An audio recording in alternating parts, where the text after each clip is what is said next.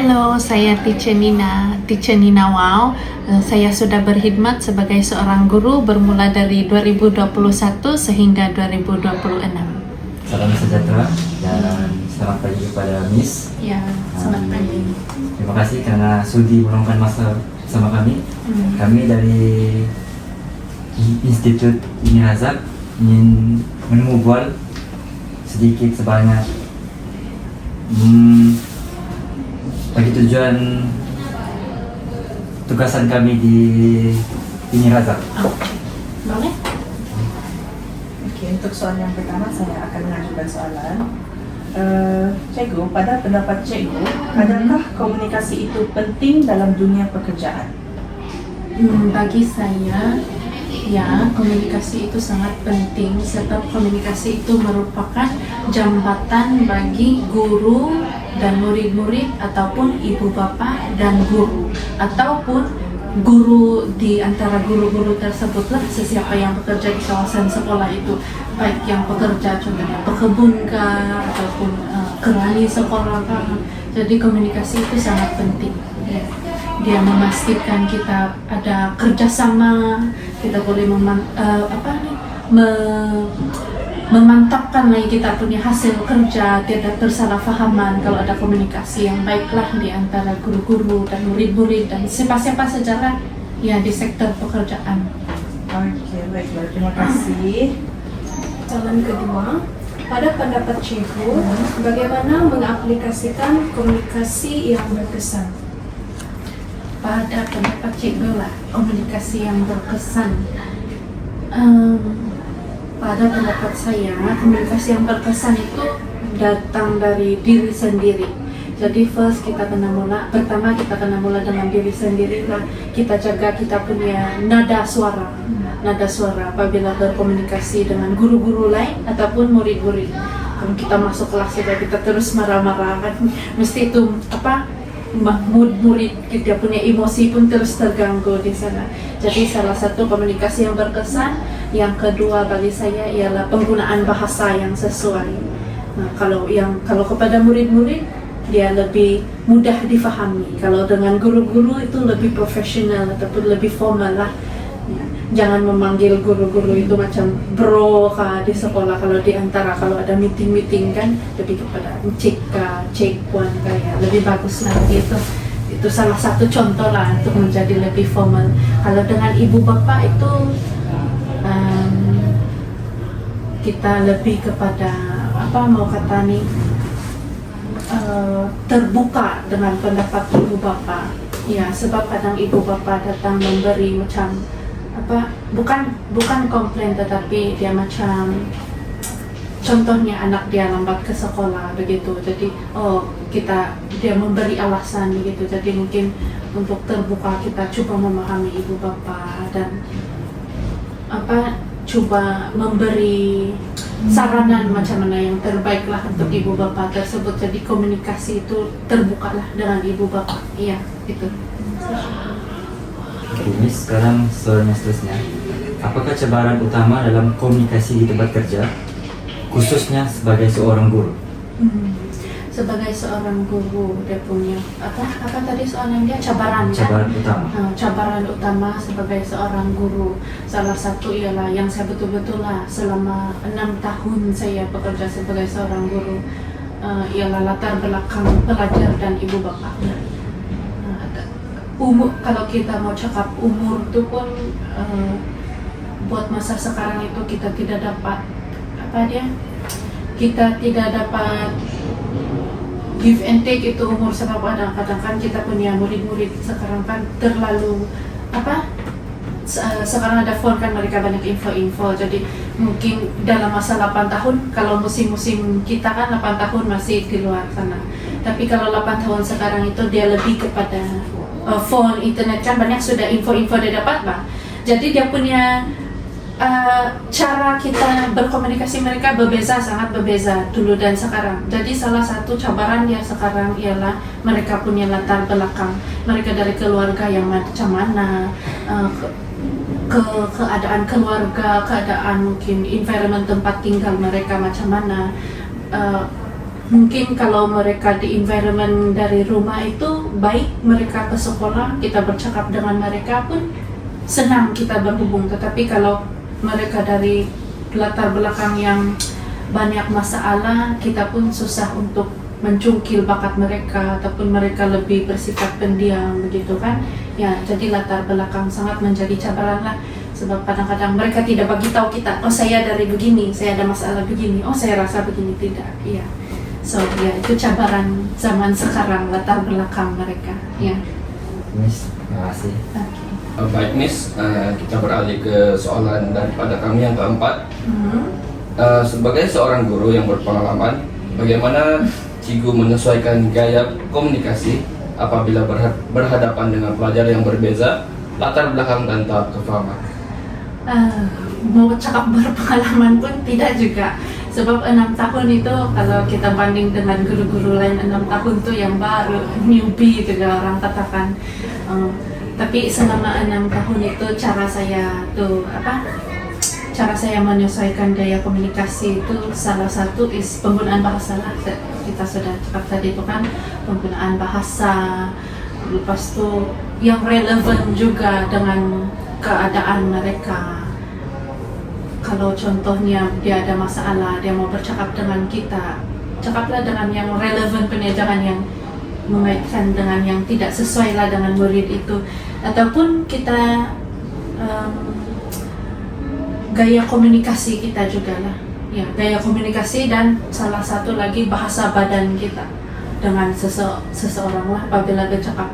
Kalau sambil kita tengok telepon orang bercakap pun tidak sesuai juga kan, ya. So itulah cara menyesuaikan gaya komunikasi. Ada salah satu lagi, sekarang kan banyak WhatsApp kan, ya. Jadi kalau gaya komunikasi secara dalam teks ialah 6 tahun itu kan, salah satu yang saya pelajari ialah kalau contohnya ada pengumuman sekolah kan, jangan terus berderet satu kali kasih begitu, biar satu-satu biar lebih jelas lah, ya. So penggunaan itu IT yang untuk zaman sekarang pun begitu juga. Contohnya ada cuti dari hari ini sampai ke hari ini, bagi tahu dulu pasal itu, sudah ibu bapak paham baru next lagi lah, ya. Itulah dia punya cara menyesuaikan gaya komunikasi secara lisan dan secara teks, ya. Itu sahaja. Terima kasih. Teacher Nina, kita beralih kepada soalan yang seterusnya. Ya. Teacher Nina tadi ada mention soal dalam dunia pekerjaan sebagai seorang guru kita akan berhadapan dengan latar belakang yang berbeza, dan juga dengan pengalaman selama 6 tahun mengajar. Pasti saya katakan pasti kesalahpahaman dalam komunikasi berpotensi terjadi dalam dunia pekerjaan, khususnya sebagai seorang guru di dalam lingkungan guru. Bagaimana Cikgu Teacher Nina menangani konflik yang mungkin terjadi dalam komunikasi ini? Salah satu mengikut saya punya pengalaman. Sudah kita mention tadi, sebut tentang bersikap terbuka kan. Okay, bila terjadinya kesalahpahaman, satu ialah jangan pernah malu untuk bercakap minta maaf lah kepada siapa-siapa. Sama ada orang tua kepada yang lebih muda, atau yang lebih muda kepada yang lebih tua pun sama juga. Minta maaf dulu, kemudian baru kasih explain lah. Sebab perkataan minta maaf itu dia akan menenangkan keadaan. Ya, jadi dari yang marah-marah itu dia akan rasa, oh sekurang-kurangnya kita sudah meminta maaf lah. Walaupun mungkin situasi itu tidak meminta itu, tetapi perkataan maaf itu sangat penting lah.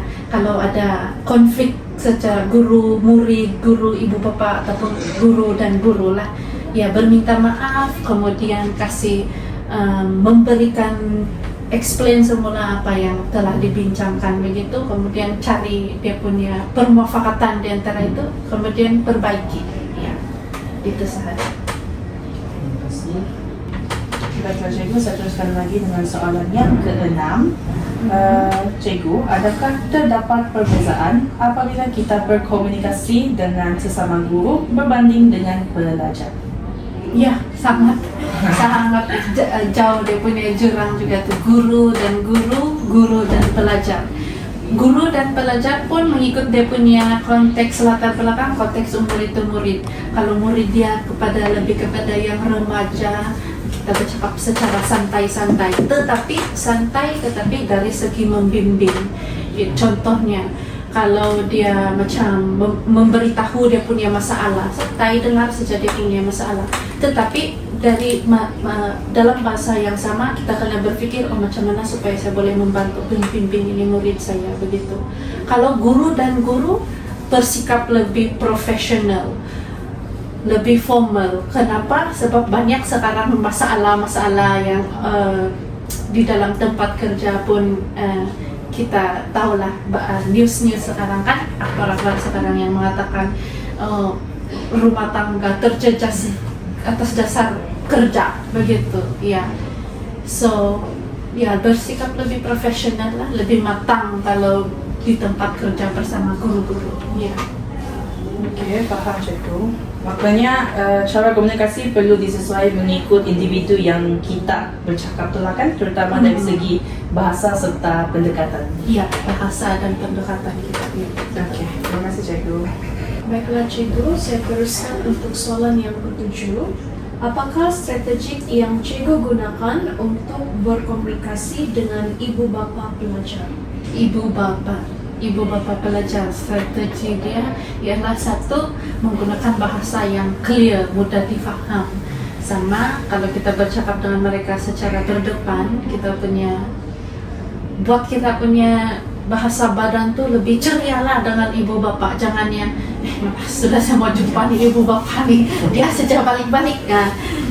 Jangan begitulah. Walaupun begitu mereka berserta, jadi itu dia pun yang salah satu strategi lah, sentiasa ceria dengan itu ibu bapa. Kalau melalui teks pun macam yang saya sudah mention tadi, gunakan bahasa yang mudah difahami dan teratur lah kita punya itu. Kalau melalui WhatsApp ya, itu strategi dia lah bagi saya.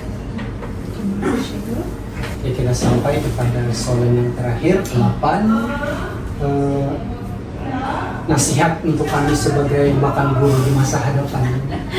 Dalam persediaan untuk berhadapan dengan dunia komunikasi di dalam dunia pekerjaan suatu hari nanti, apa yang perlu kami lakukan? Nasihat untuk kami. Nasihat, oke. Secara komunikasi, nasihat itu salah satu guru yang perlu ada itu sikap keterbukaan lah.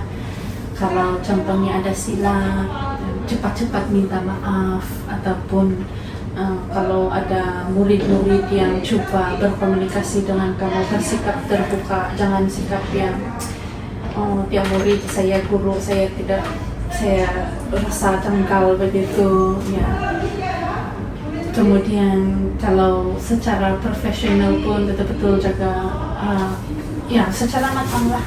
Kalau pergi di dunia pekerjaan, secara komunikasi teks itu pun kena jaga juga lah. Jangan jadi keyboard warrior dengan ibu bapak atau siapa-siapa saja lah. Ya, sabar saja lah kalau guru ya. Kalau guru kena banyak bersabar lah. Murid-murid sekarang pun kita tidak tahu bagaimana mereka bergolak dengan mereka punya keadaan sekeliling sekarang. So, salah satu nasihat ialah bersikap terbuka dan sangat-sangat sabarlah sebagai bakal guru. Ya, itu sahaja. Oke, baik cikgu. Setakat itu saja sesi temu ramah kita pada hari ini. Kami ingin merafatkan setinggi-tinggi penghargaan dan ribuan terima kasih kepada cikgu karena sudi meluangkan masa bersama kami serta memberi kerjasama yang sangat baik sepanjang sesi ini. Segala pandangan, pengalaman, dan maklumat yang dikongsikan oleh cikgu amatlah bernilai dan sangat membantu kami dalam menyiapkan tugasan serta menambah kefahaman kami terhadap topik yang kami kaji. Sekali lagi kami ingin mengucapkan terima kasih atas kesudian cikgu meluangkan masa bersama kami. Kami memohon maaf sekiranya terdapat sebarang kekurangan atau kekhilafan sepanjang sesi temu ramah ini berlangsung. Terima kasih cikgu. Oke, sama-sama. Tidak kekurangan. Oke saja.